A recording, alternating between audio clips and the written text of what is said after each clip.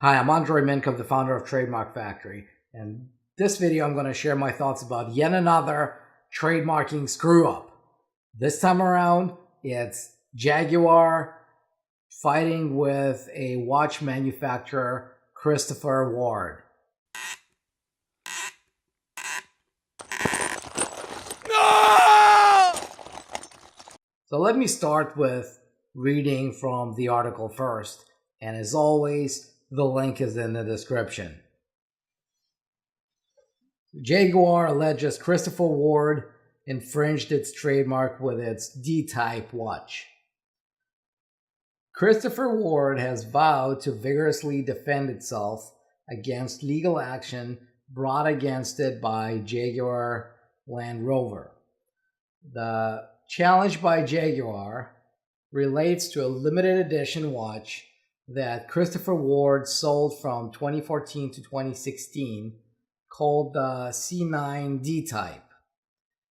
Jaguar D-Type is an iconic Jaguar sports car that won the Le Mans 24-hour race 3 times. The car maker alleges that the D-Type watches infringed its trademark and damaged the distinctive character of its brand. A statement from Christopher Ward retorts, "We strongly reject the claims made against us and will be vigorously defending our position. There has been no infringement and we do not believe this matter should have ever reached court." Only 55 pieces of the Christopher Ward C9 D-Type were made, and they do not have any Jaguar branding. However, the company's literature for the watch says it has an original D-type speedometer-inspired dial. The watch uses metal from the pistons of one of the D-type factory production models that was melted down and laser cut into the shape of the D-type spinner, which is visible through the watch's exhibition backplate. The Jaguar D-Type represents one of the peaks of post-war British racing car design, a vehicle loved as much for its looks as its 3 triumphs at the Le Mans. This is why Christopher Ward is proud to present a stunning new watch, the C9 D-Type, that not only pays tribute to the car, but has a piece of metal from one of its pistons embedded into it, the watch's brochure says. Now, this is actually a very interesting case because the trademark law was designed to allow different companies, different businesses to share the same brand as long as they offer products and services in completely unrelated industries. That's why when you file your trademark, when you register your trademark, you don't get a monopoly over the name, the phrase, the word, the logo itself.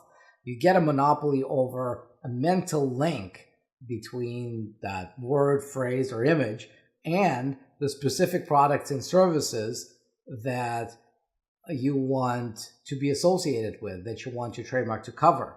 So the general rule is that it's not an infringement for somebody to use your brand for something completely unrelated, as long as the public does not get confused into believing that your products come from the same source as that other company's products. And I think we reached a point when this becomes a problem.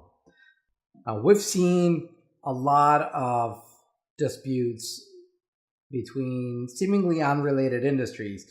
We've seen marijuana growers hijack a brand of Hershey's chocolates. We've seen other marijuana growers hijack the brand of a famous glue.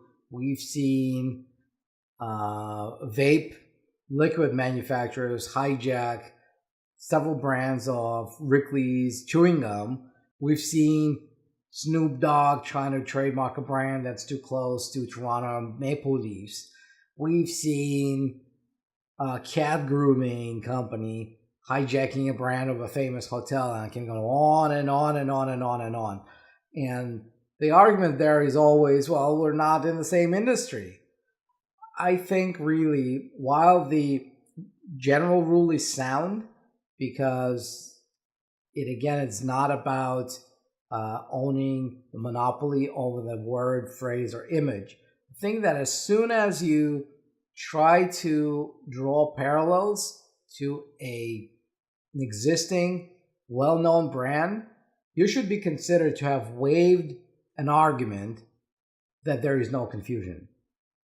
Because it's okay to coexist as long as you're not trying to take a free ride on the popularity of somebody else's brand.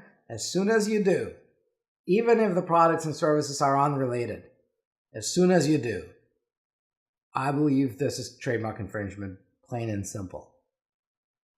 If the watch manufacturer did not refer to the car in its catalog, if it didn't explain how it was inspired by the car, if it didn't explain that it contains the metal from the car, then yes, maybe D-type wouldn't have been an infringement. But now that they do, they intentionally try to get a free ride on the popularity of the brand that they don't own. And that's exactly what trademark laws should protect. So my hope is that there will be some movement towards amending the trademark laws to address this situation. Because yes, the general rule is sound. If you are completely unrelated, if you're not trying to get people to buy from you because they know that other brand, if there is really no connection between the two, if there is no confusion, if there is no second thought, yes, you should be able to coexist. But as soon as you draw that parallel, you should be considered to have waived the argument that goods and services are unrelated because you just made them related by drawing that parallel. We'll see what happens and when. Now, if you found this video useful, if you found it interesting, if you've got a brand you want to protect, make sure you subscribe now and get notified whenever the next video goes live. And I'll see you in the next video.